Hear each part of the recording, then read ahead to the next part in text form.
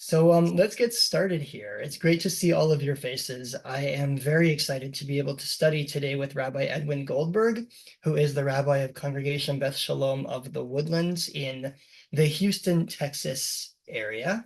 I would like to invite you to join me in the blessing for study. I'm going to share my screen for a minute. If you'd like to unmute, you can do so now, or if you prefer to stay muted, that is fine as well. We'll join together in the blessing for study, and then we'll turn things right over to Rabbi Goldberg to teach us about disruption and hope. So let's join together. Baruch atah Atah Adonai Eloheinu melech haolam asher kiddushanu b'mitzvotav v'tzivanu la'asok b'divrei Torah. Blessed is the eternal, whose mitzvot make our lives holy and who commands us to immerse ourselves, to engage ourselves in words of Torah. One quick note, which is, as always, if you have thoughts, comments to share, please feel free to put them into the chat and I'll make sure Rabbi Goldberg can see them. Or you can raise your hand electronically and hopefully we'll have a little time for discussion as well. And I'm excited to turn things right over now to Rabbi Edwin Goldberg. Rabbi, take it away. Thank you, Rabbi. It's so wonderful that you've set this up. I'm so appreciative. This is the kind of innovation, being able to do this in 3 time zones, as you said, which is so amazing. So I'm calling this Judaism and Disruption, a Cause for Hope. Can everyone see the screen? Good. And I'll explain what I mean by that. But I first want to start by pointing to you a ship that came into existence as far as a working passenger ship in spring of 1912. And on its first voyage, it left Southampton, stopped in Ireland, made its way through the iceberg fields of the North Atlantic, and 5 days later, made it safely to New York, where it would continue to work for decades as a passenger ship. Now, as Adam Gopnik pointed out a few years ago in the New Yorker magazine, this was not the Titanic. This was the Titanic's sister ship, the Olympic. And he made this point because he was trying to say, you hear a story and you think you know the end. And sometimes you do, and sometimes you don't. And that's the amazing thing when it comes to hope. It's a choice we make to, plan for the worst, but hope for the best. And part of the problem is human beings, and Jews are certainly part of that category, do not like uncertainty. I think that's fair to say. It turns out Judaism has developed over the centuries some genius when it comes to living with uncertainty.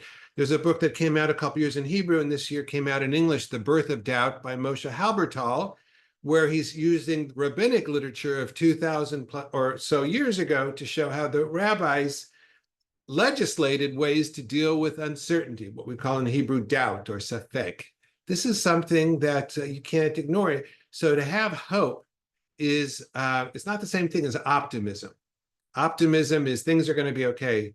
Hope is I'm going to prepare for not okay, but I'm not going to give up on the idea that it might be okay, and we may be on the RMS Olympic and not on the RMS Titanic. By the way, there was a third sister ship that was destroyed in World War I. So we don't, no guarantees things will go well. Keeping the boating metaphor for just another moment or two, I want to point out a book that came out about 5 years ago called Canoeing the Mountains. And I think this is important because this is a story about Lewis and Clark, who are sent by Thomas Jefferson to find a waterway to the Pacific. And they get in the canoes, small group of people, including Sacagawea, a Native American young woman, and they are canoeing and having a good time. And then the water ends and the Rocky Mountains begin. Now, Hope could have died there because the plan was to canoe to the Pacific, but that wasn't going to happen. And they were going to turn around and tell the president didn't work. Sacagawea said, wait a minute, why don't we go ahead and take our canoes and sell them and get horses and continue? And so the whole purpose of this book by a guy named Todd Bolsinger is he's writing from a Christian perspective, but Jewish as well. Sometimes you just have to continue hope by changing the plan, because reality gets in the way. It's hard to argue with a mountain. So I just point this out as something that I've tried to follow, not always easy for me as well. This idea that you don't have to give up hope, but sometimes you might have to change your plan. This is not the right picture because I didn't have it available, but I am now the editor of the Reformed Jewish Quarterly, but a few years ago, I was pitching an idea as guest editor. It was going to be Judaism and disruption. And it was approved, and then the pandemic happened. And so we certainly published it, but the disruption that I had been thinking about was tech disruption, and it became more pandemic disruption, which included tech disruption. So I think any of us who are alive in the last few years know a little bit about disruption. And there was an article that was written for this journal that ended up becoming a book that came out this last year by Rabbi Stanley Davids. He wrote the article, and then this book is edited also by Leah Hochman, and it's called Reforming Judaism, Moments of Disruption in Jewish Thought. So I just point that book out to you. I'll be talking about it in regards to hope in just a moment. But the example from the journal, which is also in this book, is really important, and we'll get there. Just a little bit before we can have a conversation, what do I mean when I say disruption and hope in Judaism? Goes all the way back to the prophets, and the classic one would be the two Isaiahs. There's probably three Isaiahs, but we'll just talk about two for today. Isaiah chapter 1 through 39 was a prophet in Judah. He lived at a time when Judah was misbehaving, according to God and Isaiah, and if they didn't behave, they would be destroyed and exiled, which is what happened. I'm more interested, in our purposes, in second Isaiah. Second Isaiah is living in exile in Babylon, starting with chapter 40. Should be familiar to those of us who go regularly to synagogue this time of year, because all the Haftarah portions right before Rosh Hashanah are all from second Isaiah. And second Isaiah had a problem. How do you have hope when you no longer have a country, when you no longer have sovereignty, when you've been exiled to Babylon? And yet he preached hope, as last week's Haftarah portion, oh, barren woman, have hope, right? Rejoice, that kind of thing. Enlarge the side of your tent. This is disruption like there's never been in Judaism, and yet the hope that came from it is very inspiring. You'll see it this week with another Haftarah portion. And of course, the disruption was terrible, the destruction of the first temple, and yet hope was able to come from it. We're not going to talk about Christianity today, but in the Second Temple period, and after the destruction of the Second Temple, Christianity was one response to that. The one I'm more interested in, and this goes back to the journal article by Rabbi Davids, and the impetus of his book really is what happened after the Second Temple was destroyed. And the Romans would end up exiling so many Jews and declaring Jerusalem to be, Judenrein, and even changed the name to Palestine. And yet, Judaism did not die at that point. Some would say it got better and better. And the quote that I think is a classic quote is when Rabban Yochanan ben Zakkai says to the future emperor of Rome, we'll give you Jerusalem. We're done with that. Give me Yavne and its sages. Give me this little town away from all the war, and we'll bring the sages there, and we'll keep Judaism going. Just that line, give me Yavne and its sages, has meant rabbinic Judaism, the Judaism we all know. If you're any Karaites, I apologize, it's true. But it was such an important moment. Disruption, but hope. In fact, I've argued, don't bring kids up to Masada for a bar mitzvah. Take them to Yavne. It's more, the lesson is better. Although the weather is better at the top of Masada, so I don't think we're going to stop doing that anytime soon.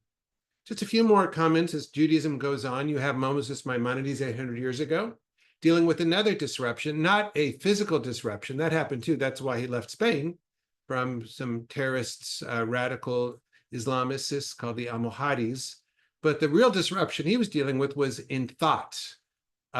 Islamic thought was neo-Aristotelian, neo-Greek, and had some wonderful but challenging ideas for Jews. And he was able to turn that into a beautiful body of work that tried to incorporate that. So a different type of disruption and a different type of hope. We also saw this with Jewish mysticism in the Zohar, and even more so in the Lurianic Kabbalah of Sfat, the 16th century, where you had Jews who had been in the Spanish Empire and had been exiled, kicked out, 1492. And this wasn't just a physical disruption, this was a spiritual disruption. What did it mean to believe in God and to lose everything? And that this is the basis for the mystical, hopeful message of Lurianic Kabbalah, that the sparks can be regathered and the vessels can be repaired, and from there we can create a better future. And it all comes from this disruption and this pain. The resilience is so strong. And as a Reformed Jew, I just have to say as well, in the 19th century, starting with Spinoza before, but certainly by the 19th century, Jews once again had, there was disruption. You don't have to be Jewish anymore. You can be Christian in name and enter society, or maybe just be a secular. And Reformed Judaism had to answer that. The problem, of course, was tradition wasn't appealing to a lot of Jews, and modernity was seductive. But what the answer was for Reformed Judaism was to create a model where you could live in both worlds. Another example was Mordecai Kaplan's approach in the 20th century, was to talk about Judaism in more sociological points of view, but keep it relevant. And that's what, for many Jews today, is important. Just as a second, because I love this, and if someone wants to spend the time to prove it, I would love it, because I haven't had the time. Spinoza in the 1600s was the guy who said, if you Jews want to take God seriously, you got to understand God is just a force. God is not supernatural, but natural, if you will. He was excommunicated for it. He was too far ahead of his time. Mordecai Kaplan basically took the same idea in the 20th century. I don't know for a fact. Here's what I don't know. But it is possible time-wise and location that Rod Serling, who started the Twilight Zone, may have learned this from Mordecai Kaplan. That I don't know. This is the part I don't know. I do know that Serling inspired George Lucas to create Star Wars and the Force. So what I'm trying to say is the Force in Star Wars may go all the way back to Spinoza through Mordecai Kaplan. And it's important for someone like me, who frankly doesn't believe in the supernatural view of God, that God is some old guy in the sky telling us what's going to happen. I much more prefer to believe in the God of Spinoza. I'm not the only one. Einstein said the same thing. But for me, I haven't lost my faith at all, because I'm able to have faith and hope for the future because of this, if you will, non-dual approach to Judaism, which is actually normative. It's in Judaism. The early Chabad did the same thing. The last thing I'll say, as far as my conversation goes, is I think Judaism could have really become irrelevant for many of us a few decades ago, until there was an opportunity to rejoice in the gender revolution. This is Marcia Falk, Rabbi Sally Presand. I think liberal Judaism has become so much more rich, because the disruption of feminism and women's rights has led to a better Judaism. Another example is Susanna Heschel. So what's coming next? We may have a journal article on AI, which, again, I'm not sure we'll have to write. We'll just have the AI. No. Will we have robot bar mitzvahs? I mean, I think uncertainty is definitely part of the process. The only thing we can be sure of, there will be disruption. And how do we handle it? I'm hoping we'll continue to handle it with a great legacy we have of hope. I haven't talked about war. There's a lot of other things I haven't talked about, but hopefully I brought you some idea of what I've seen in Jewish history. So I'd love to open it up for responses or questions or arguments. Let's if you have thoughts, please feel free to raise your hands, or you can put them into the chat. I'll start us off if it's okay, Rabbi, because there were a couple of things that you raised for me.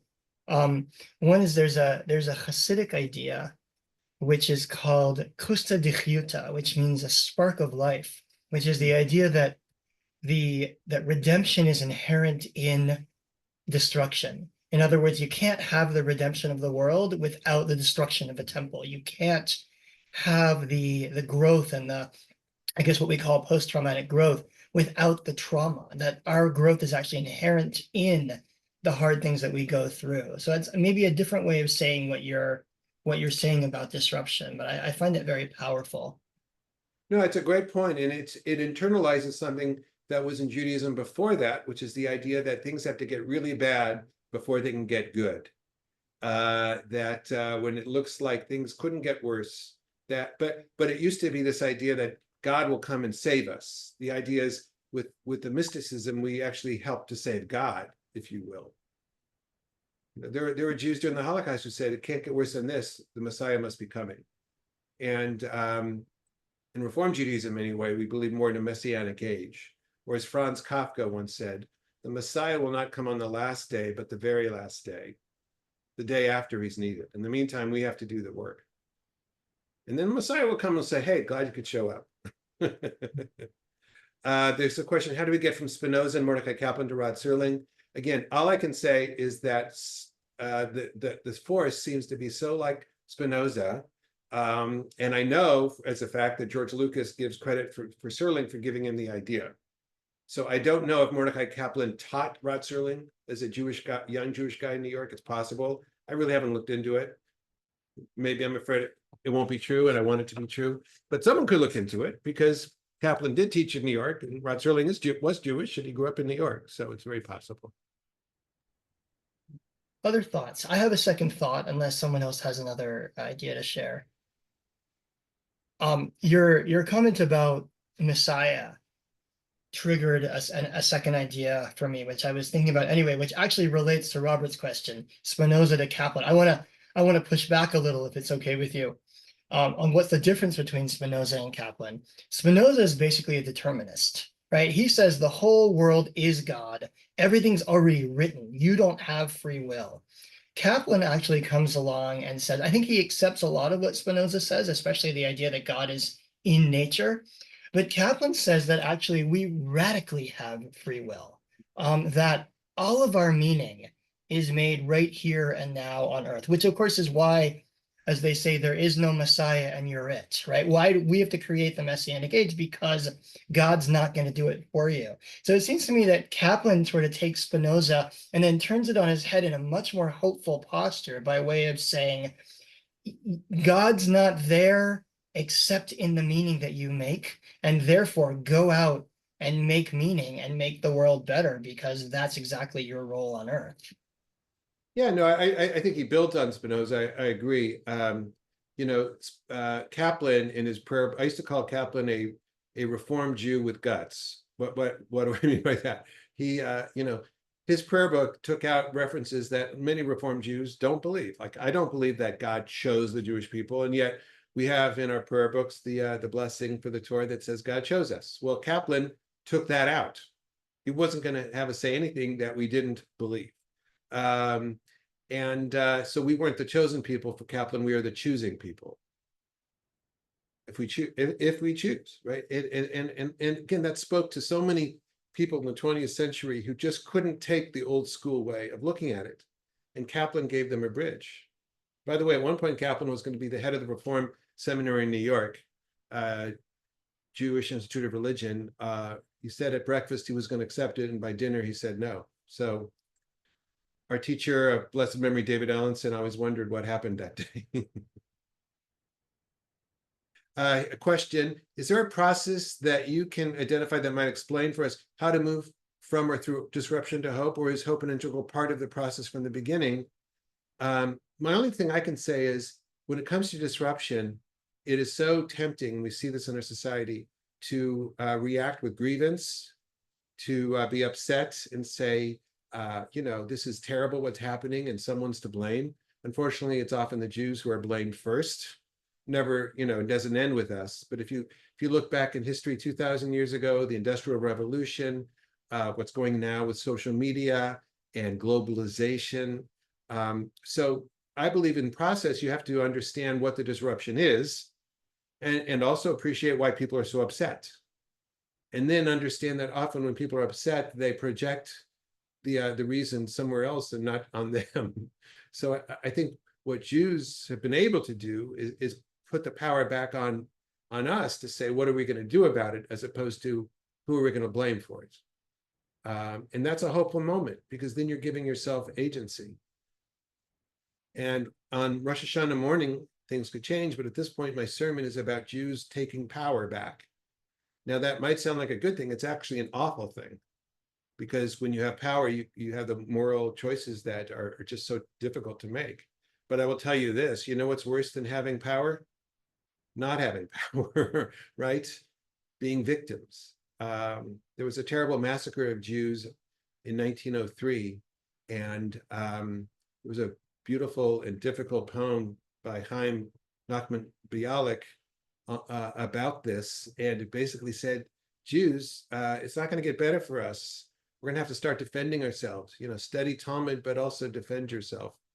And that was a difficult, but also ultimately a hopeful moment, because that inspired Palestinian Jews to start defending themselves and led to what we have today. Now, it's not perfect today at all, right? There's a whole thing online. Do rabbis even want to talk about the pager thing, because innocent people died, right? So again, power is really tough, but the Jewish people discovered that with not having power is worse. Any Jewish themes from the Twilight Zone? It's been so long since I've watched it, but probably. Isn't there one episode where the guy thinks he's in heaven? Because but turns out he has nothing to do. It's no choices to make, no consequences. And then the last line is, "Where do you think you are?" I have another question. Rabbi, can you talk about maybe the pastoral implications of this? We're talking about the world and nationhood and sort of how we find hope in the larger ways. But what do you, as a rabbi, what do you say to someone who's going through a hard time? When, is there a message for the individual in terms of finding hope when we're in what feels like the middle of the pit of despair? Well, yes. I mean, of course, one thing is to listen and learn a little bit more what hard time they're talking about. Are they talking about a family relationship that's dysfunctional? They're talking about a crisis at work, or is this general angst that happens for us now with what's gone on since October 7th? I felt awful every day since October 7th. The only 5 days that I felt better was last November, when I was actually in Israel. And why did I feel better? I think just because everyone was feeling the same way. I don't know, can't explain it, but I'd love to go back tomorrow and with all the problems, and maybe I'd feel better then again. So first you have to just, pastorally to listen. But what I often have been telling, I just shared with someone today. In fact, I'm going to put it in the chat, this New Yorker piece about the two ships, because I think it's so important to remember that we don't know what's really going to happen.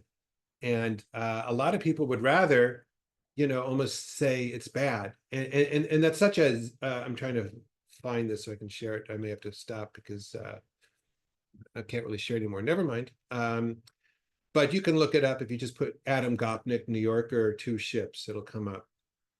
And in any case, to give people permission to say, I have hope, which means I can actually make a difference. Now, often making a difference is shutting out some of the stuff, right? I don't watch TV news. I choose not to. I read. I'm not ignoring, but we do have agency. And I think part of hope is recognizing our agency, but not ignoring reality. I mean, I wear a dog tag since November when I got it in Israel, and on one side I have the number of days, 349. I'm not forgetting what our people are going through. But at the same time, I'm not letting it define every moment. And that's what I share. Thank you for that. I'm curious if others have thoughts to share or questions to share. Do you find hope in disruption? Do you believe that it is possible to be hopeful in moments of great disruption?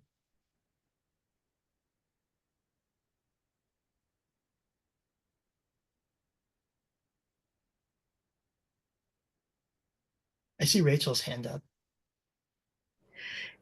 Yeah, I think it depends on the kind of disruption that it is.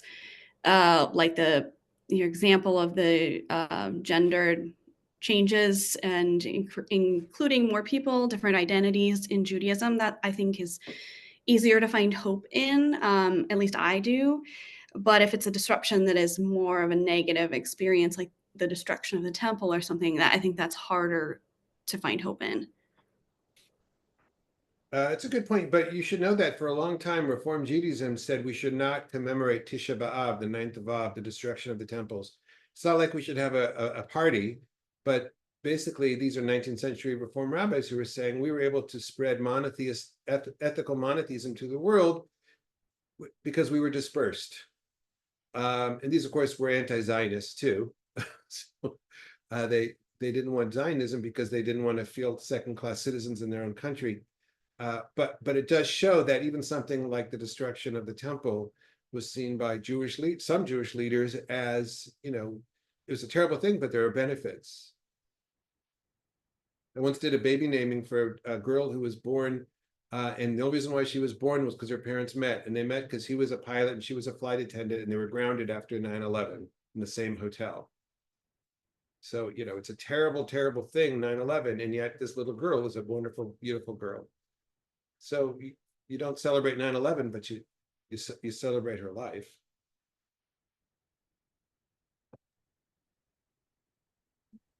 As we move to the end of our time here, this went so quickly with this really fascinating presentation. Rabbi Goldberg, do you have any last thoughts to share? And then I'll wrap us up here.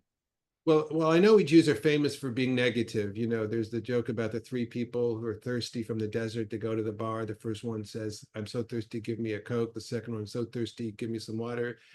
The Jewish guy says, "I'm so thirsty, I must have diabetes." I mean, we've been called the ever-dying people, but I think that's also the kind of thing that we do, and then we don't die, as a people. So again, there's an old song, plan for the worst, but hope for the best.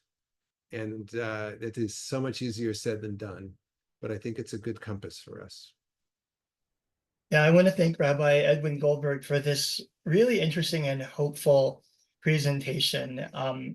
There's an old joke that the Jewish pessimist says things couldn't get worse, and the Jewish optimist says, "Oh, yes, they can." But it is worth noting that the Jewish response to disruption has almost always been creativity. Out of the destruction of the first temple, we create the Torah. Out of the destruction of the second temple, we create rabbinic Judaism. Each time we are faced with trauma or destruction, we have responded with some kind of a leap forward toward maybe a better world and certainly a better version of ourselves. So it's really an inspiring message about ways that we can move forward, noting and sitting in the pain, but also recognizing that there are ways forward. I want to thank Rabbi Goldberg for teaching us today. A reminder that we will meet next week. I'll be teaching next week, so I look forward to studying with all of you next Thursday. And I hope you have a really good week. Thanks, everyone.